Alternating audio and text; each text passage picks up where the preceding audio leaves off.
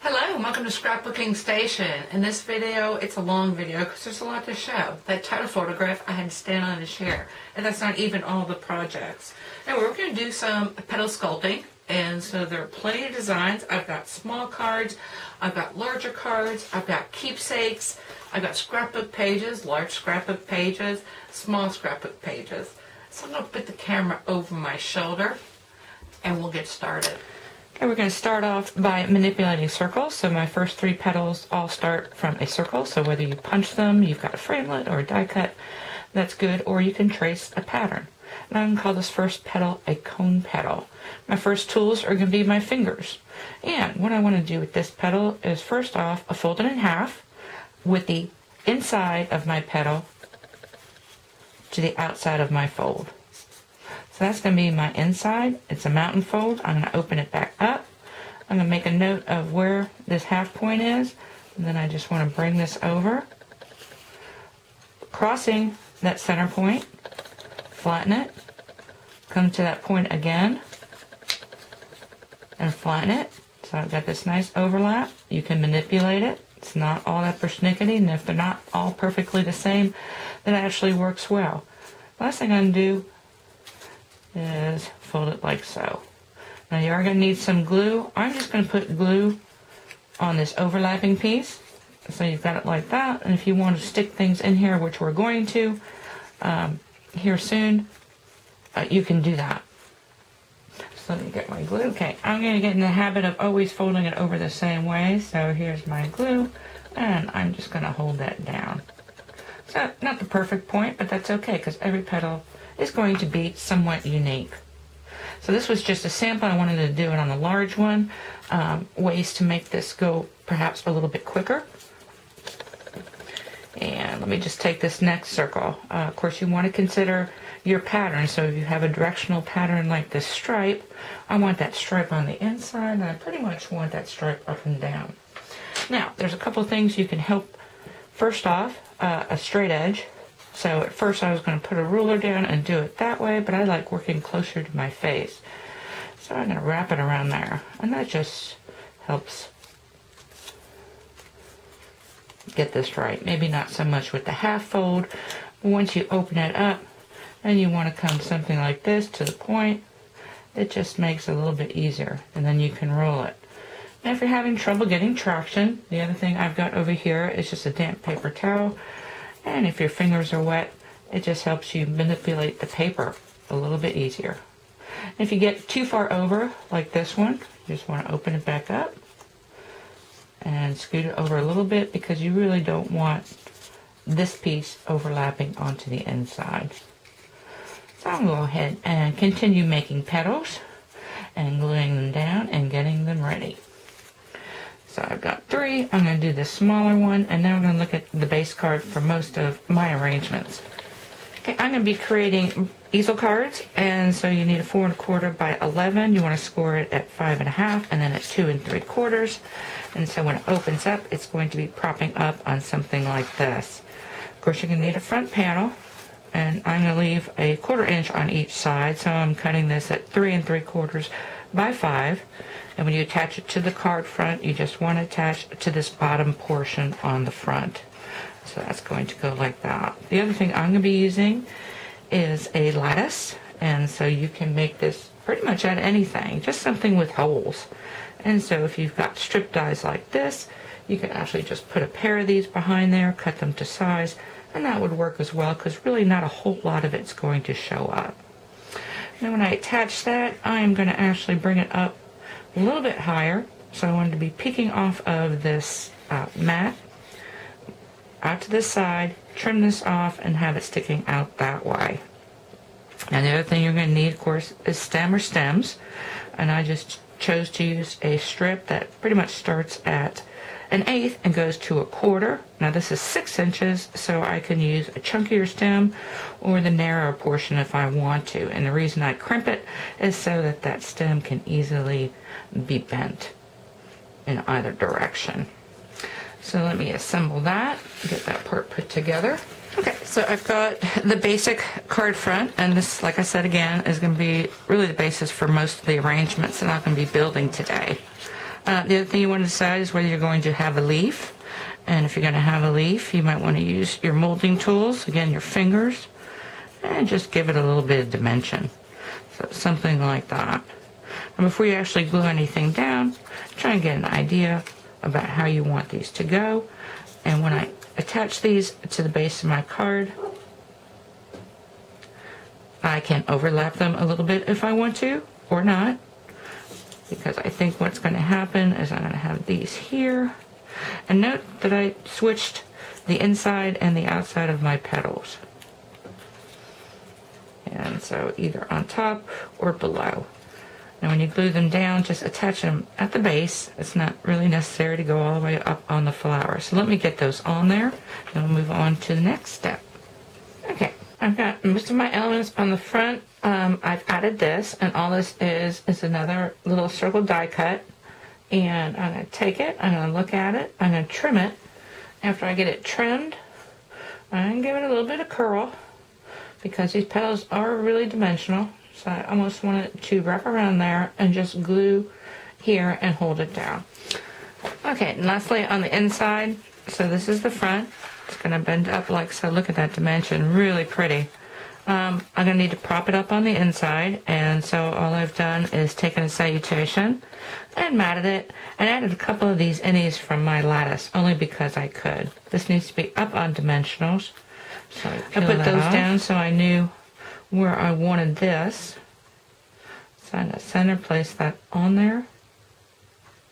And you could add another leaf or maybe a couple more petals, just like so.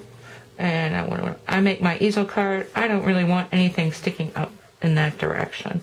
If I wanted to, I could add more of these petals. So that is the finished first card. And now let me talk about this cone shape a little bit, because I did a couple other things. Yes, I would put them in a scrapbook, and so I'm building this. And we talked about stuffing them. They stack really nicely one inside of the other. And so this is the larger circle, this is smaller. The other thing is this is just a quarter circle in a different pattern. And then this is kind of an embellishment to this photograph. The other thing I did, these make really nice sprays. So if you're to go something like this, might put another spray in here. That's really pretty as well. And then lastly, you really don't even need to use them as flowers. They make intriguing shapes. Yeah, so let me move this out of the way. So I've got this. They kind of look like spotlights. Actually, I made it in blue, and this is for a 6x6 scrapbook page that I'm going to send to my daughter. I just send her the elements. And then I've actually got a photograph of all the ways this can be used. And I will leave you with that as I set up for the next one. And I will be back.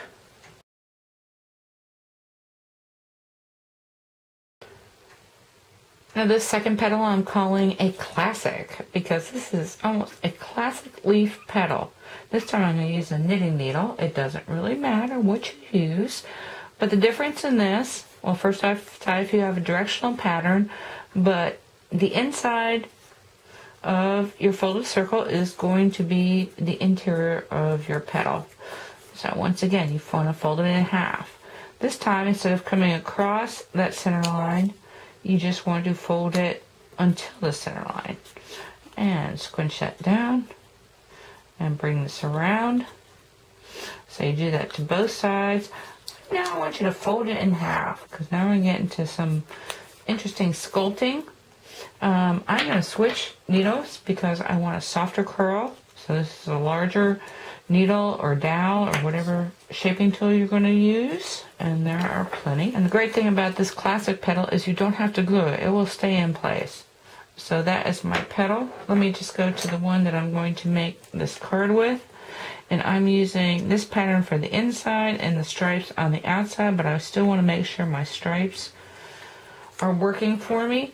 So I've got a directional pattern. It's not as obvious as stripes, but it's still directional. So again, this is going to be the inside.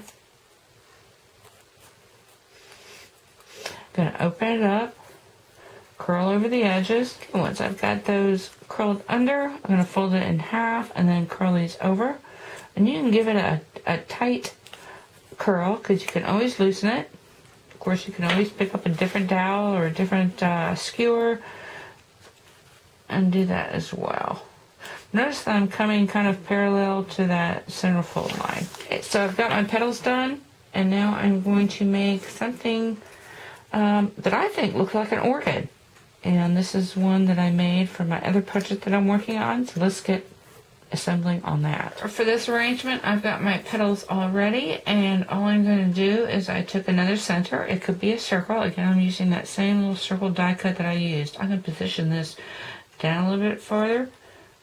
Squish it a little bit, and since I'm going to overlap, I'm going to add a little more glue to each side when I put in the smaller petals, and get those down as well. Okay, lastly, I'm going to add a little bit more glue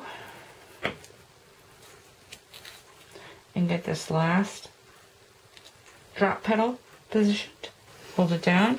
So I've got the base of my card. I've changed up my leaves. These are just die cuts also that have been sculpted, and I'm going to talk about that at the very end. I've already put my first petal down, and the great thing about this particular shape is that this is pretty much independent. So just going to add some glue to the back of this, and I try not to glue too much down onto my card that doesn't need to be glued, and this way if I want to tuck things in or out, I can, which come into play more in the future. And so I'll get that down there, let it set. So that is the finished front of this card. And then on the inside, I use those innies from my lattice to create the holding mechanism, and that is really pretty. And so the thing I wanted to share is notice that the patterns make a difference. So the more contrast in your paper from front to back makes a totally different look. Of course, you can extend and make different petal shapes. This is another embellishment for my scrapbook page. And then I thought, oh, how nice. St. Patrick's Day is coming up. I happen to make a good luck, but I created these. So I didn't mean to suggest that you can't take all these petals and put it around some center point. And so these are the larger petals, and then the smaller ones tucked in. This time I used some scroll work as leaves, and I said good luck. But so 4-leaf clover, and all I've done here is, so I've got my petal that I cut as my sample, and you could make a template to make this little notch, but all I've done here is taken my corner punch.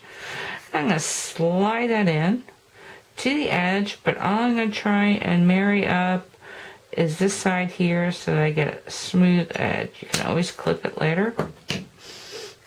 And this is just a nice alternative to hearts, because most of us in crafting use hearts for our 4-leaf clovers. Really pretty. I want to spend a minute talking about lattices. For my card, I've been using the lattice Bigsy die, and it's no longer available, but there are plenty of others. But some things to consider is, first off, can they build upon each other? So I've created these, and this is for my scrapbook page, and then I've created this frame for my wall hanging, and you can see where I'm using some of these petals for embellishments and that. But then the second thing, I mean, if you're going to spend the money on either a Bigsy die or some sort of thinlet, framelit, can you use the innies? So that's something else to consider. Now, if you don't want to spend the money on that, you can always do, let me move some of this out of the way, strip piecing. So this makes it really nice. And then I alluded to earlier, using a punch. So I've got my mosaic punch. I drew some grid lines on the back, kind of sort of tested to see what was going to happen. And then when I wanted to put it on my cardstock, I just attached a piece of grid paper, and this is some used grid paper from Stampin' Up, but any grid paper would work, and just started punching along. And the great thing about this is you can make strips of this, you can make packaging out of this. As long as that strip is, you can just keep on punching. Okay, we're going to get to my last circle shape, which is a sweet pea. I'm calling calling it a sweet pea. It could be an S or a Z fold. But basically, you don't have to worry about anything other than your directional patterns. And I'm going to show you why here in a little bit. But you want to kind of roll it over your skewer, and you will need a skewer, and then extend it a little bit. If you need to wet your fingers, remember that little wet paper towel. Then you want to crease it, and it's going to look something like this. And then lastly, you want to take your skewer and roll over the outside. And so you've got a petal like this. If you want to manipulate it, you can. Just keep rolling over until it's something you like. And I'm just going to tweak this a little bit.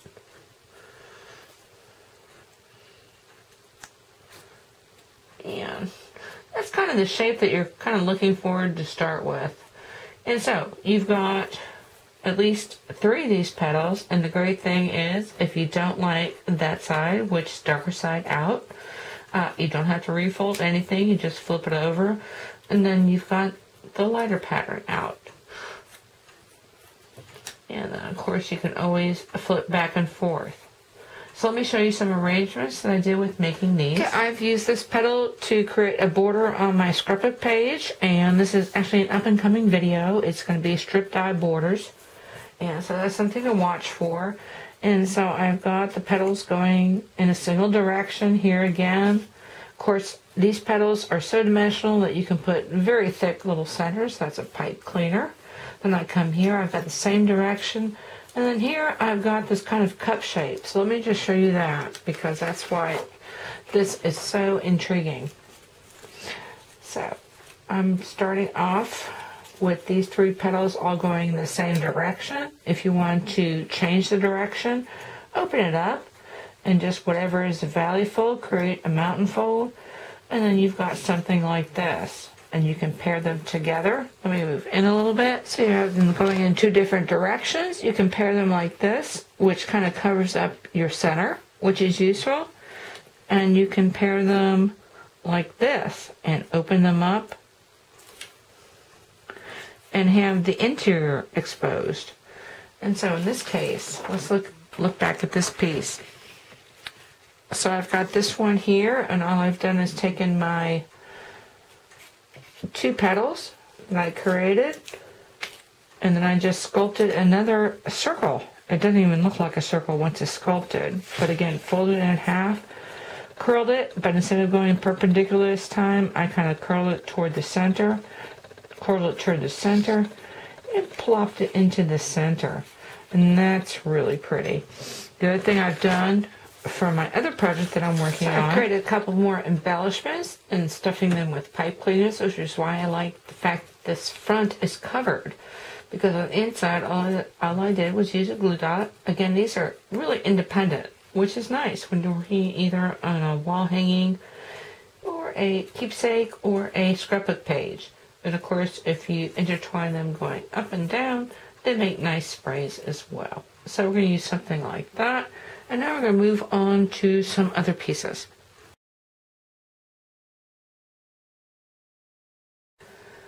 Okay, in this bit of sculpting, I'm going to use a specialized die cut, and this is a daisy. I have the Flower Daisies number 2, and this is a Sizzix Bitsy die, but anything with multiple petals works, and this is just another way to use it to make a striking effect. So the first thing I'm going to do is fold this over, not quite halfway. And so what I want to kind of do is position it so it's somewhat intriguing. If you've got a petal like this going off askew, you want to go ahead and put that in the back of your fold over. So once again, I'm using double-sided pattern paper, and that's going to make it really quick. And so I'm going to come with my paper, scissors, and actually I'm going to start right about here and cut off that petal. If I need to open it up, I will, and then trim off this piece in the back.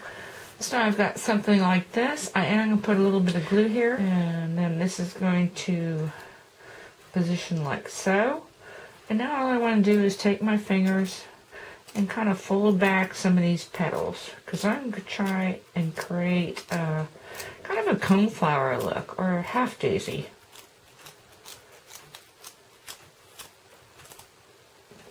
Let me move this out of the way, because this is another one of those blooms that you can create kind of independently of your project that you're working on.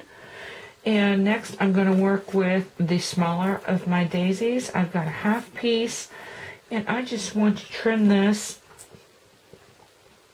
Actually, I'm going to take off this piece and then come around that. So I've got something like this. Once I have these two pieces, what I want to do now is kind of prop it up on something. And I'm just cut 2 circles out of cardboard. This is actually just scrap cardboard. And so what I want to do is kind of position it like so. I don't want the bottom of that circle peeking out through there, and so I'm going to glue this down. And then next I'm going to take this piece and position it like so. Okay. Once I've got those put together, the last thing I'm going to do is take this oval, and I cut this out of a suede, or actually punched it out of a suede, and just put the top on my half daisy. And once again, give some of these petals a curl back, and if you want to do the top different from the bottom, go ahead and do that. So now we're back looking at all the basic elements of my easel card, and I've positioned all those. I've already got my first bloom out there, and so I split my 2 stems. I've got a different leaf now, but I'm going to still sculpt it the same way to give it a little bit of dimension. And then lastly, I'm going to attach this other bloom. So once again, let's look at the finished card. So I've got the front panel, my blooms on here. And I did something else with my innies from my lattice once again. So really pretty. I wanted to show you a couple more projects. And so since I had a larger daisy die cut, I just split that in half with some cardstock, and that's going to go in my scrapbook page. And they're really nice. And then the other thing is, all of these techniques are great for your larger cards, and you can see that on the inside. I just took the leaf image, or leaf die cut, created myself a template, and positioned and inked. So masked it off, and then actually for these stems, just took 2 pieces of Post-it notes and went around and inked that as well. Really nice. Okay, now we're going to move into some cupping sculpting, and it's a really fun and really versatile.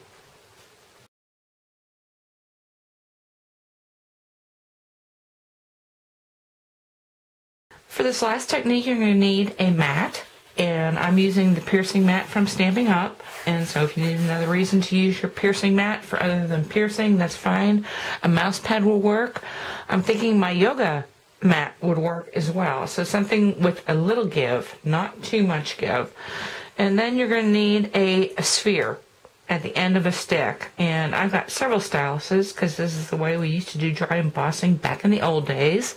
And I'm sure some of my viewers were smiling at that. That is about the smallest sphere I can use in this technique, so I'm going to keep that out. But I thought of some other things that you can use. If you have a bead, a round bead, you could put it at the end of your skewer, and that's going to work as well. You just need something that's really round. I've put another little smaller bead on this one, and that's about the size that's good. I also found some other tools that I can use, and one of those is my crochet needles. The back of this is really smooth, and that works as well. So some sort of smooth circular shape. For this first project that I'm going to work on, I'm using this petal punch from Stamping Up. So they're all independent petals. And I've also got to the side here a piece of single-sided sticky tape. This is actually an Avery sheet, but you can use a double-sided adhesive sheet as well. Doesn't work so well with the buttons, but I've got that ready to go. And actually the hardest thing about this technique is getting that down and not attaching it to your finger. Now I'm going to start with the larger petal first, and you want to decide whether you're going to cup up or cup down. So this is going to be my right side with this pattern, and I'm going to start with the largest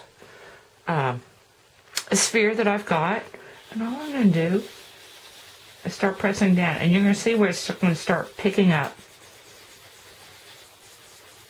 And that's really all there is to it. And the reason I like to use the larger one first is because that may be all I need.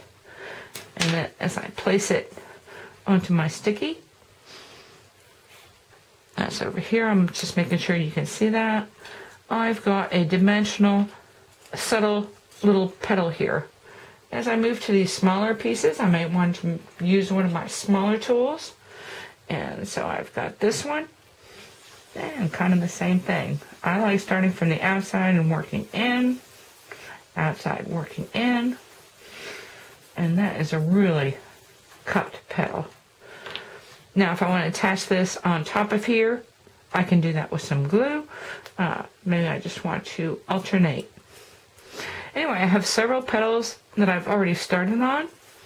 And as you build up your layers, you're probably going to want to add some glue.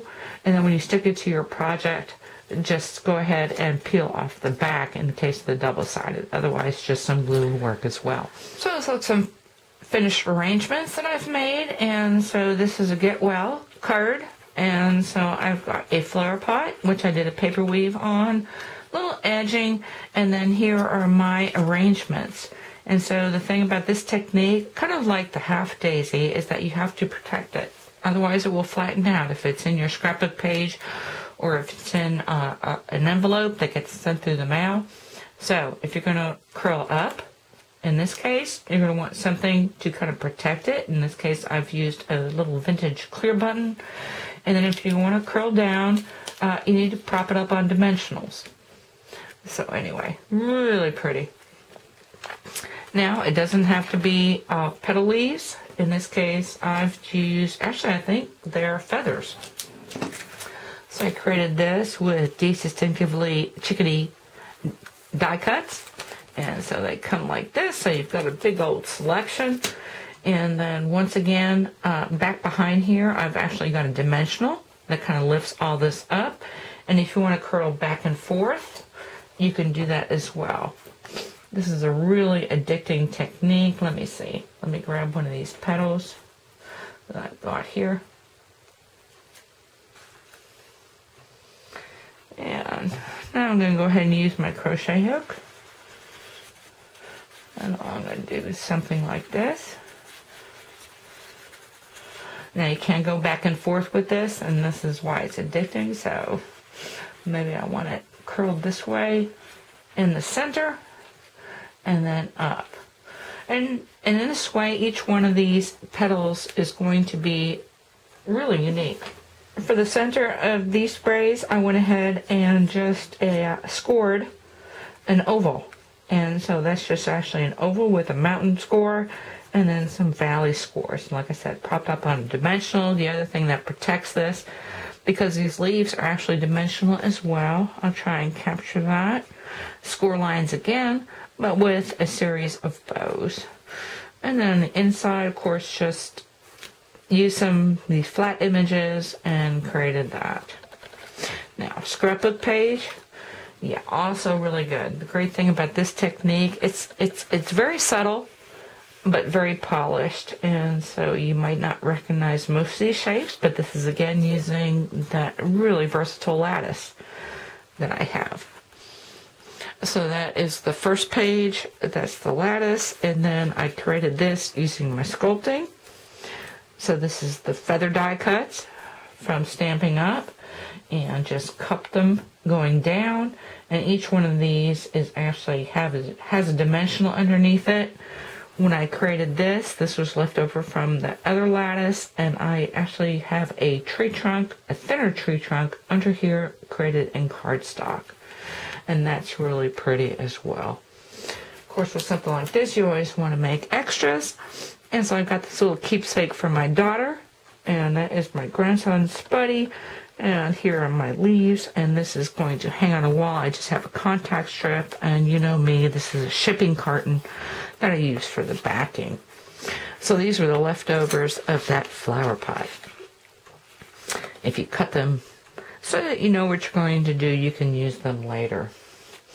Anyway, I hope you took something with you. This is really addicting, and you'll be at it for days. I have several of these cards that you can duplicate with my materials on Etsy.